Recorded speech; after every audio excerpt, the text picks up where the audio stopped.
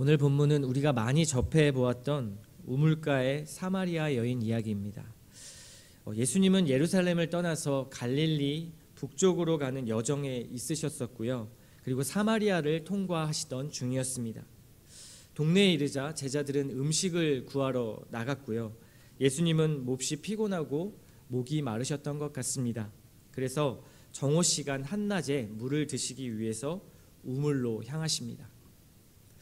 두레박이 없으니까요, 물을 뜰 수가 없으셨을 겁니다. 그때 한 여자가 혼자 우물에 물을 기르러 오는 장면이 보입니다. 그리고 7절 말씀에 보면 그 여인에게 예수님께서는 물을 좀 달라 이렇게 말씀하시죠. 여기서 우리는 이 대목을 그냥 읽으면서 넘어갈 수 있겠지만 예수님이 사마리아 여인에게 물을 달라고 말을 걸었던 이 장면에는 굉장히 많은 의미와 예수님의 의도가 담겨 있습니다. 사마리아 여인에게 말을 걸었다. 이 의미가 중요한 것은요, 먼저 그녀가 사마리아 사람이라는 사실에 있습니다. 여기서부터 출발합니다. 사마리아인들은 바벨론 포로기에 포로로 끌려가고 남아있었던 일부 유대인들이 다른 가나안 부족들과 통혼하여서 이루어진 민족입니다. 순수 유대 혈통이 아니죠. 더군다나 그들은요, 가나안 종교와 혼합돼서 혼합 종교를 만들어냈습니다. 유일신인 하나님만 섬겼던 그런 유대인들의 눈에는요, 그들이 가증해 보였을 것입니다. 그래서 유대인들은 사마리아인들을 굉장한 열등 인종, 또 이단자이고 사람 취급을 하지 않는 그러한 모습들을 보였습니다. 예수님께서 사마리아 여인에게 말을 걸었다라는 의미가 중요한 것은 이런 역사적 이유뿐만이 아닙니다. 유대인 남자가 낯선 여자에게 말을 걸었다. 이것은 굉장히 수치스러운 일이었습니다. 그리고 경건하지 않다라는 인식을 주었죠. 그리고 이 사마리아 여인이 또 어떠한 여자였는가, 사마리아인인 것을 넘어서 그 사마리아인들 사이에서도 어떤 여인이었는가라는 사실도 중요합니다. 그녀가요, 정오에 물을 기르러 나왔습니다. 덥지 않을 아침에 일찍 나와서 물을 깃는 것이 일반적인 사례인데 그녀는 가장 더울 정오 시간에 혼자서 물을 기르러 나왔습니다. 왜 그랬던 것일까요? 그녀는요, 사회적 소외층에 있었던 사람입니다. 사회에 속하지 못했기 때문에 아무도 없는 가장 더운 시간에 혼자 나와서 힘겹게 물을 기르러 가야 하는 상황 속에 내몰린 그러한 안타까운 여인이었던 것이죠. 그래서 예수님께서 그 여인에게 말을 거셨다라는 이것이 의미하는 것은 인종의 장벽을 뛰어넘고 문화의 장벽을 뛰어넘고 성별의 장벽을 뛰어넘고 또 도덕적인 장벽을 뛰어넘었다라는 것을 의미하고 있습니다. 예수님은요, 의도적으로 이 장벽을 깨부시고 그리고 그 여인에게 말을 거신 것입니다. 사실 당대의 전통으로 볼 때 유대인의 경건한 남자들이 취해야 할 행동이었다면 이 여자와는 전혀 상종조차 하지 말았어야 합니다. 사마리아 여인도요, 예수님께서 자신에게 말을 거는 것이 이상해 보였습니다. 9절 말씀이죠. 사마리아 여자가 이르되 당신은 유대인으로서 어찌하여 사마리아 여자인 나에게 물을 달라 하나이까 하니 이는 유대인이 사마리아인과 상종하지 아니함이로라. 여자는 전혀 기대하지 않았던 자가 자신에게 말을 거는 것이 너무나도 이상했습니다. 더군다나 자기를 경멸해야 할 유대인이 자신에게 물을 구하고 있기 때문이죠. 그래서 이 여인의 반응은 이상하지 않습니다. 이분이 왜 나에게 말을 걸고 물을 달라 하지? 예수님이 그녀에게 말씀하십니다. 내가 누구인 줄 알았더라면 너는 나에게 생수를 구했을 것이다. 그 물을 마시면 다시는 목마르지 않게 될 것이다. 여기서 예수님은 생수라는 말씀을 하십니다. 여기서 이 생수는 영생을 가리킵니다. 인생의 갈증을 깊이 느꼈던 이 여인에게 예수님은 도리어 내가 너의 목마름을 해결해 주겠다라고 말씀하시는 것이죠. 내 몸의 갈증만큼 중요한 너의 영혼의 갈증을 해소할 생수를 내가 너에게 주겠다. 이것 없이는 너의 갈증은 해소될 수 없을 것이다. 여러분, 예수님이 하시는 이 말씀의 의미를 한번 생각해 보십시오. 왜 예수님은 이 여인에게 물을 달라 하시면서 이런 심오한 말씀을 하시는 걸까요? 세상에서 인정받지 못하고 사회적으로 소외된 외로운 그녀를 예수님은 환대하시는 것입니다. 그가 꼭 필요한 것이 영생이라고 말씀하시는 그 이유는 과연 무엇일까요? 한번 자신의 이름을 넣어서 곱씹어서 한번 사마리아 여인이 되어보셔서 이 말씀을 자신에게 들려주어 보십시오. 재현아, 내가 주는 생수를 마시면 너는 영원히 목마르지 않을 거야. 예수님이 주는 생수를 마시면 영원히 목마르지 않다고 말씀합니다. 왜 이런 말씀을 하실까요? 이 사마리아 여인에겐 진정한 목마름이 있었기 때문입니다. 우리의 영혼의 만족함은 외부 환경에 의해서 결정되지 않습니다. 대부분 우리는 우리의 목마름을, 우리의 부족함을 늘 외부의 조건을 채우는 것으로 해결할 수 있다고 생각합니다. 그 조건만 해결되면 나는 만족할 것이고 나는 부족함이 없을 것이고 행복할 것이다. 집 문제가 해결되는 것, 자녀가 건강하고 무탈하게 대학까지 잘 입학하는 것, 우리의 바람이죠.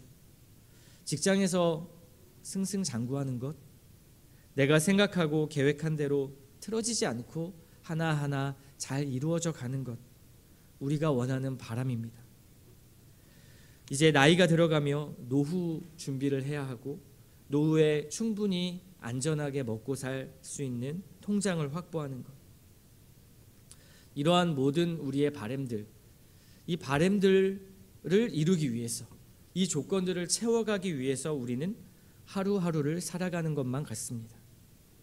내가 목표한 그 지점에만 도달한다면, 이 부분만 해결된다면 내 인생은 유의미하고 가치 있고 다른 사람들에게 인정받을 수 있는 행복한 삶이 될 거야 라고 스스로에게 말하는 것 같습니다.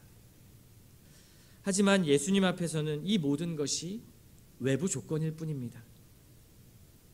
여러분도 우리가 짧은 인생이지만 이러한 것들을 채워지면 만족되시던가요?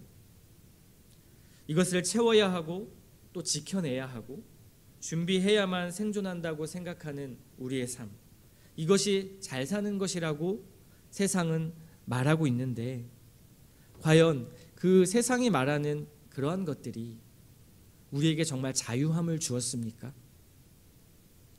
사실 이 자유함이 없다면 성경이 말하고 있는 진리가 너희를 자유케 하리라 라는 그 자유함이 없다면 여전히 우리의 삶은 조건을 채워가는 조건 채우기 게임이 될 수밖에 없습니다. 그 게임에 참여해서 우리는 생존하려고 하는 것이죠. 이것들을 채워서 안전함을 누리려는 그 삶이 정말 우리에게 만족을 줄까라고 하는 문제는 우리가 정말 깊이 묵상해봐야 할 주제입니다. 자신의 삶의 영역들을 하나하나 점검해가면서 초미세 현미경으로, 말씀의 현미경으로 그 내면을 들여다봐야 하는, 그리고 점검하고 체크해야 하는 문제입니다. 과연 이것들이 나의 목마름과 나의 부족함을 채우고 있는가? 그렇게 내가 생각하는 환경을 만들어 오고 조건들을 채우기 위해서 일어났던 여러분의 삶의 궤적과 흔적들을 한번 돌아보십시오. 40년, 50년 내가 살아왔던 인생의 궤적들을 돌아볼 때 이거를 채우려고 애써왔던 나의 모습들, 그 안에 과연 사랑과 넉넉함이 있습니까? 여유와 섬김, 그리고 삶의 깊은 만족과 풍성함이 있으셨습니까? 우리의 과거를 부정하자는 것이 아닙니다. 그 자체로 하나님께서 의미 있도록 만드셨지만 우리가 이러한 것들을 채워 나가기 위해서 가졌던 마음들을 돌아본다면 두려움과 조바심, 초조함이 가득합니다. 누군가 나의 그 일을 방해하는 것 같으면 분노가 일어나고요, 관계에 어려움이 오고요, 그리고 그 누군가에게 넉넉함이 사라지게 되는 것이죠. 돈의 문제에 있어서, 가정의 문제에 있어서, 또 누군가의 관계의 문제에 있어서 예수님의 성품을 닮을 수 없도록 그 조건들은 우리를 그렇게 올가맵니다. 이 과정들을 거치며 얻었던 그 조건들이 정말 우리의 깊은 갈증을 해결해 왔는가? 혹여 우리가 생각해 왔던 영생이라는 것이 이 조건들을 채우는 것으로 대체되지는 않았었는가 생각해 봐야 됩니다. 우리가 생각했던 그 하나님은 그저 이 조건을 채워주는 그 정도에 그치는 신은 아니었는가? 본질적인 문제를 깊이 묵상해야 합니다. 사마리아 여인은요, 그런 우리를 생각하게 하고 대변합니다. 이후의 말씀을 보면 사마리아 여인은요, 자신의 만족을 남자들에게서 얻으려고 했던 것을 확인할 수 있습니다. 오늘 본문 이전의 3장의 말씀을 보면 사마리아 여인과 굉장히 대조적인 사람이 하나 등장하죠. 니고데모입니다. 요한복음의 배치는 니고데모의 이야기, 그리고 4장에는 사마리아 여인의 이야기를 하고 있는데요, 굉장히 이 두 사람을 함께 보기를 원하는 의도를 가지고 있는 것 같습니다. 왜냐하면 니고데모라는 사람은요, 이 여인과 굉장히 대조적으로 많은 것을 갖추었던 사람이기 때문입니다. 유대인이었고요, 히브리 최고 법원인 산헤드린의 공회원이었습니다. 굉장히 사람들에게 존경받고 성공한 사람이었고요, 경건했고요, 심지어 영생의 문제를 심각히 고민하면서 예수님을 찾아올 만큼 굉장히 독실한 신앙을 가지고 있던 사람이었습니다. 또 그런 지위에 있는 자가 공식 교육을 받지 않은 그 당시에 청년이었던 예수님을 랍비라고 부르면서 그렇게 겸손하게 찾아왔던 것은 그의 성품도 알아볼 수 있습니다. 성품도 괜찮고요, 사회적으로도 이 사마리아 여인과는 굉장히 대조적인 모습을 보였던 사람입니다. 그런 그도 예수님을 찾아왔습니다. 다 갖춘 것 같은 사람이었지만 자신의 근본적인 문제가 해결되지 않았다는 것을 그도 알고 있었던 것이죠.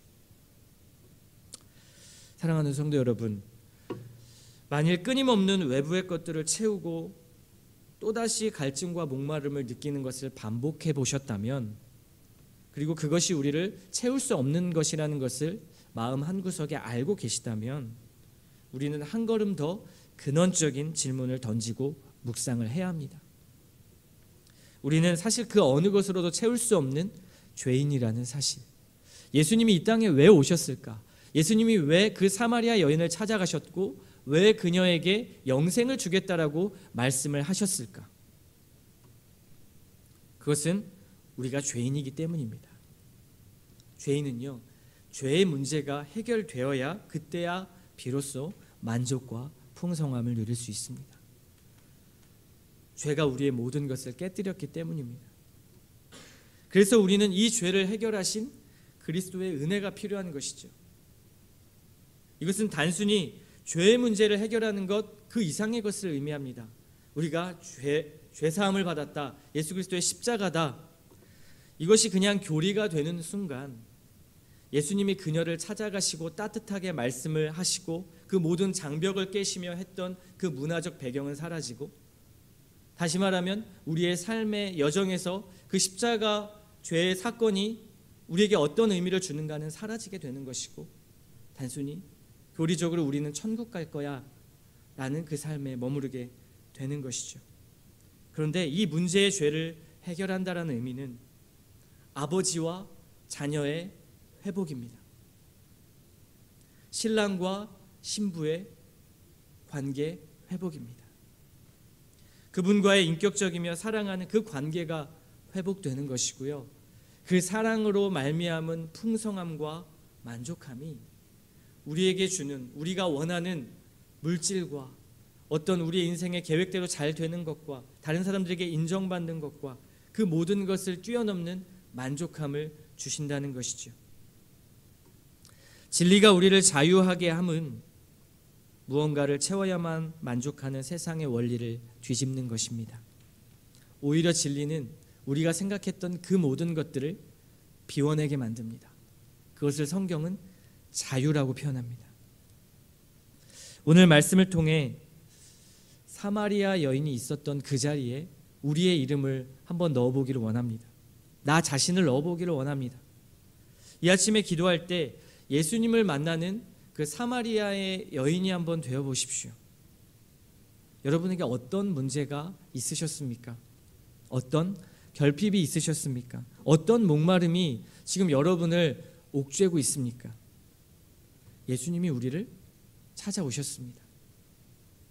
그 누구도 알아주지 못하는 나의 내면 깊은 곳을 건드리시기 위해서 예수님이 오셨습니다. 그리고 말씀하십니다. 내가 영원토록 목마르지 않는 그 영생, 그 생수를 내가 너에게 주겠다. 그분이 주시는 생수를 받으십시오. 그리고 그 예수님을 나의 구원자라, 나의 아버지라, 나의 왕이라 인정하십시오. 그리고 그분이 주는 자유함을 맛보는 이 아침, 그리고 여러분의 삶이 되기를 주님의 이름으로 축원합니다.